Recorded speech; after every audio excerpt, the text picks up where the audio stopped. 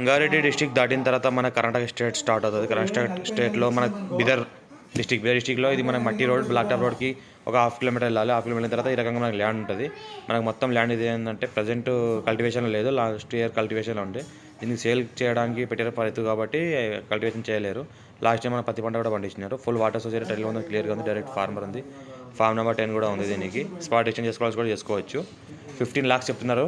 Light negotiable. Red సాల్ area 15 lakhs per acre. మనకు 4 acre land ఉంది.